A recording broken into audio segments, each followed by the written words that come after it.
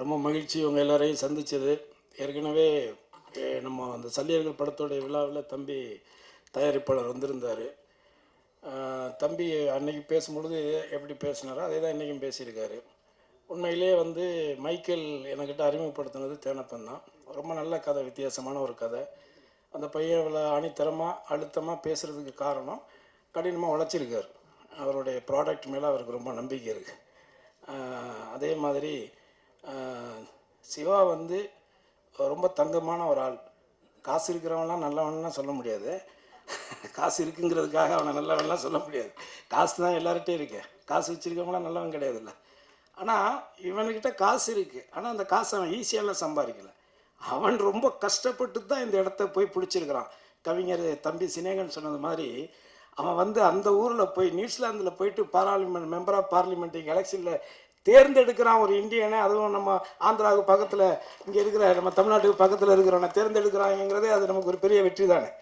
So அதனால் அந்த இடத்துக்கு வர்றதுக்கும் தம்பி ரொம்ப உழைச்சி தான் இந்த இடத்துக்கு வந்திருக்கான். ஆனால் வந்து ரொம்ப ரொம்ப ஒரு அப்பழுக்கற்ற ஒரு தாய்ப்பால் மாதிரி அவன். அவ்வளோதான், இதுக்கு மேலே அவனை பற்றி நம்ம சொல்ல வேண்டியது கிடையாது. அவன் ஒரு தாய்ப்பால் மாதிரி அவனுடைய குணம் எல்லாமே. அதனால் அப்படி ஒரு நல்லவன், ஒரு நல்ல படத்தை, ஒரு நல்ல உழைப்பாளியை, ஒரு ரொம்ப திறமையான பையன். அவன் எல்லாமே அவனே ஒத்துக்கிட்டான். ஷார்ட் டெம்பரு அது இதுன்னு சொல்லிட்டான். அது எல்லாமே பிடிவாத என்ன கிரியேட்டர்ஸுக்கு இருக்கிறதானே.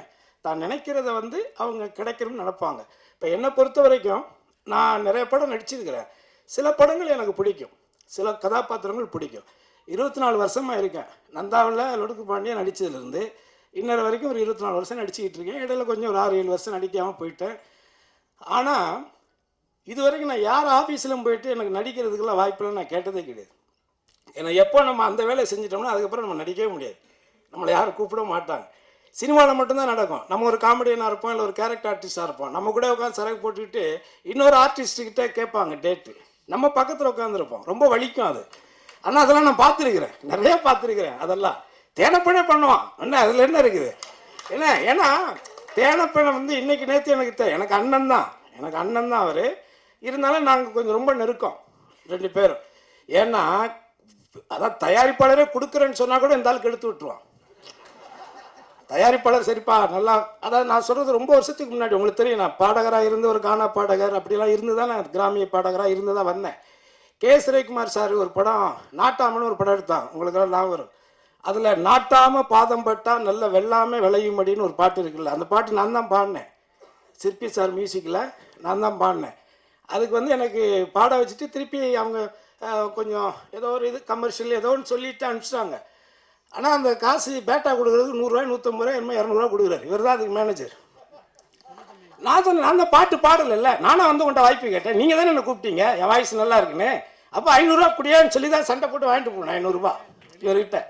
ஸோ அதனால் இந்த சினிமா உலகம்ங்கிறது இப்படித்தான். இங்கே வந்து அவ்வளோ ஈஸியாக யாருடைய திறமை யாரும் இது பண்ணிக்கிறது இல்லை. என்னை பொறுத்தவரை என்னென்னா, ஒன்று வாய்ப்புகள் வரலைன்னா வாய்ப்புகளை உருவாக்கிக்கணும்.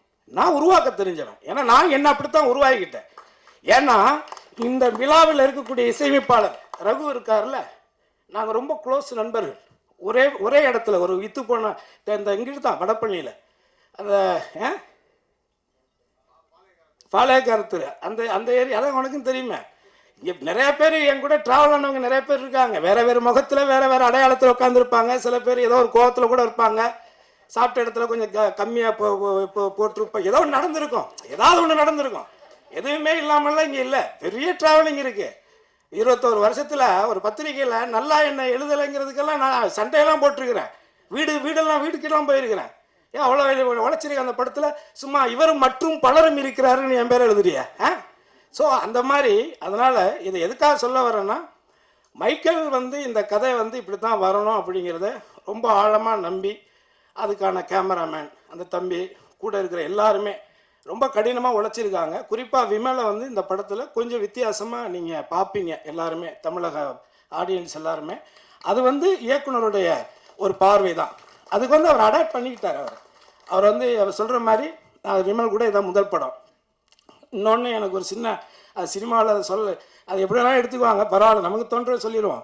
எனக்கு சினிமாவில் இது வரைக்கும் நான் நடித்ததில் மூணு எந்த ஹீரோ கூட நடித்தாலும் அந்த படம் ஒரு ஏதோ ஒரு கவனிக்கக்கூடிய படமாக வரும். இது வரைக்கும் நடந்திருக்கு. எந்த படத்தை வேணாலும் எடுத்துக்காங்க.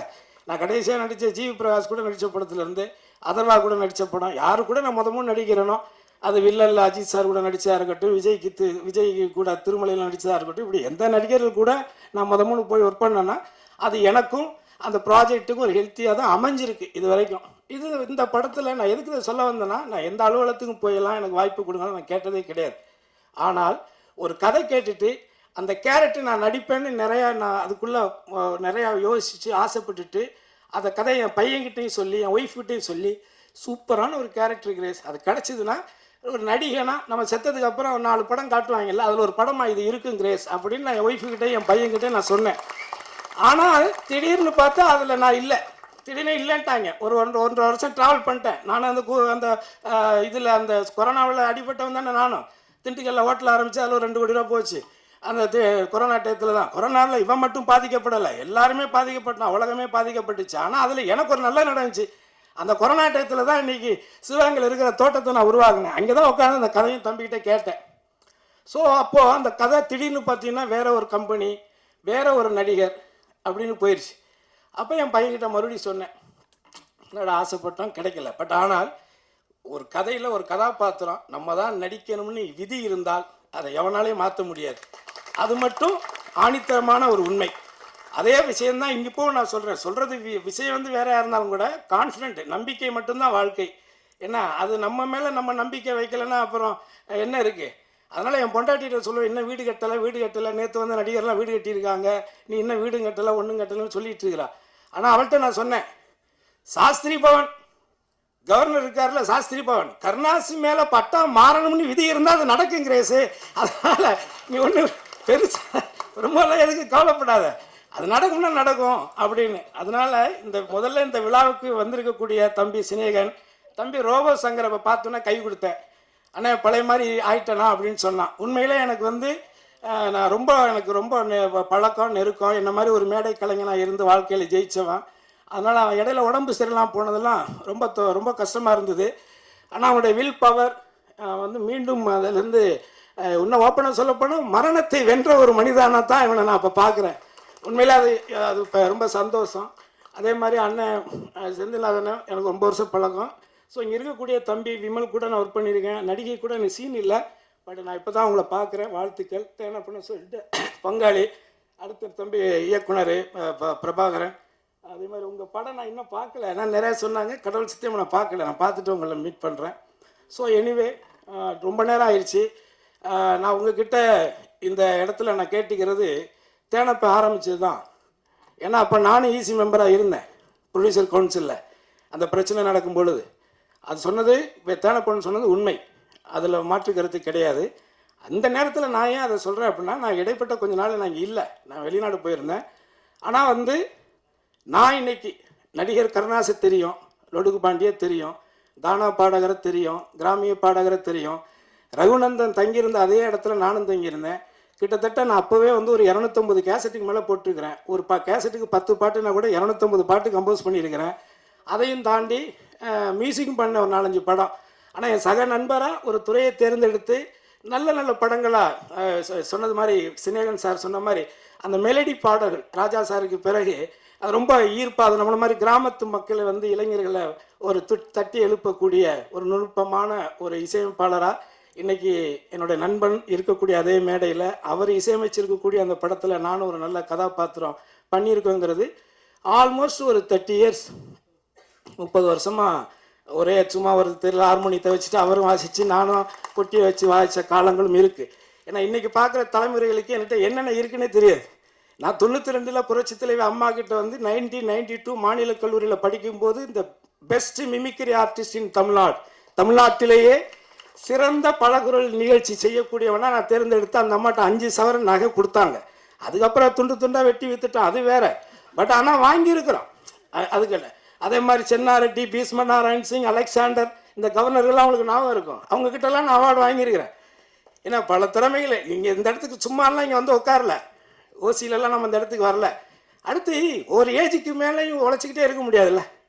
அதனால் நாம் உண்மையாக இருந்தால், எந்த ஒரு வேலையிலையுமே நம்ம உண்மையாக இருந்தால் அந்த உண்மைக்கான ஊழியம் நிச்சயமாக கிடைக்கும். அதை யாராலும் தடுக்க முடியாது. ஆக இந்த படத்துக்காக உண்மையாக உழைச்சிருக்கக்கூடிய என்னுடைய தம்பி சிவா, அதே மாதிரி சுந்தர், அவன் ஆஸ்திரேலியாவில் இருக்கான். அவன் இங்கே இருந்தானா, அவனும் ஒரு அற்புதமான ஒரு பையன். நாங்கள் எல்லாருமே ஃப்ரெண்ட்ஸ். இப்போ இந்த கோவில் இருக்கான், அவன் என் தம்பி தான். மூத்தவன் தாமு இன்னைக்கு திருநெல்வேலி போயிருக்கான். ஸோ நாங்கள் எல்லாரும் தான் இந்த படம். இங்கே இருக்கக்கூடிய அவர் எப்படி இயக்குனருடைய நண்பர்கள் எல்லாரும்னு சொல்கிறாங்களோ, அவரை விட எனக்கு இங்கே இருக்கிறவங்களும் நண்பர்கள், இங்கே இருக்கக்கூடிய நீங்களும் எனக்கு நண்பர்கள். ஏன்னா என்னக்கிட்ட எந்த ஒளியும் குறைவும் கிடையாதுங்கிறது உங்களுக்கு தெரியும். சில பேர் ஏதோ கதை சொல்லிக்கிட்டு இருக்கிறாங்க, அந்த கதைக்கு ஒரு முடிவுரை இருக்குது. அதையும் யாரும் இங்கே அவ்வளோ ஈஸியெல்லாம் விட்டுட்டுலாம் போக மாட்டோம். நான் ஒரு 30-40 வருஷம் உழைச்சி கஷ்டப்பட்டு நான் வந்து உண்டி எந்திரிச்சு வந்து உட்காந்துருவேன். எவனோ ஒருத்தன் ரூமுக்குள்ள ஒரு கேமரா வச்சுக்கிட்டு என்ன வேணாலும் பேசுவான்னா அதெல்லாம் வேடிக்கை பார்த்துட்டு போகிற பேப்பையெல்லாம் நான் கிடையாது. அதையும் நீங்கள் மனசில் வச்சுக்கோங்க. யாராக இருந்தாலும் சரி, அவங்களுக்கு புரிய வேண்டியவங்களுக்கு புரியும். அதனால் எதுக்கு இங்கே வந்து நம்ம வந்து அவனுடைய உழைப்பை வந்து உன்னுடைய வைத்து பிழைக்கிறதுக்காக இன்னொருத்தருடைய உழைப்பை நீ சுரண்டி சாப்பிட நினைக்கிறத விட ஒரு கேவலம் எதுவுமே கிடையாது. இது யார் ஒருத்தரும் செய்கிறவங்கள நான் சொல்கிறேன். யார் இந்த தவறை செய்கிறாங்களோ அவங்களுக்கு அது புரிஞ்சா போதும். ஆக இந்த 24 வருஷத்தில் இந்த தமிழ் சினிமாவில் ஒரு பாடகராக இருந்த காலத்திலிருந்து ஆனந்த விகடன் பத்திரிகை உங்களுக்கு தெரியும். அந்த பத்திரிகையில் நான் ஒரு பாப்பிசை பாடகனாக இருக்கும் பொழுது ஆகஸ்ட் 15 அன்னைக்கு அட்டைப்படத்தில் என் படத்தை போட்டாங்க. சும்மா இந்த இடத்துக்கு நான் வரல, அதுக்காக சொல்கிறேன். அதனால் இங்கே இருக்கக்கூடிய எல்லாருமே திறமையானவர்கள். இந்த திறமையாளர்கள் அத்தனை பேரும் சேர்ந்து ஒரு நல்ல படைப்பை வந்து உருவாக்கியிருக்காங்க. அதை உங்களுடைய பார்வைக்கு விரைவில் கொண்டுட்டு வருவாங்க. நீங்கள் பார்த்து உங்களுடைய கருத்துக்களை ஆணித்தரமாக இந்த உலகுக்கு உரைத்து மக்களை இந்த படத்தை பார்க்க திரும்பி பார்க்க வைக்க வேண்டிய வேலையை நீங்கள் செய்வீர்களே. ஆனால் மேலும் பல மைக்கேல்கள் உருவாகுவார்கள், மேலும் பல படங்களை சிவா எடுப்பான் என்பதை உறுதி கூறி உங்களை அத்தனை பேரையும் சந்தித்ததில் பெருமை அடைந்து வாய்ப்புக்கு நன்றி கூறி விடைபெறுகிறேன். நன்றி, வணக்கம்.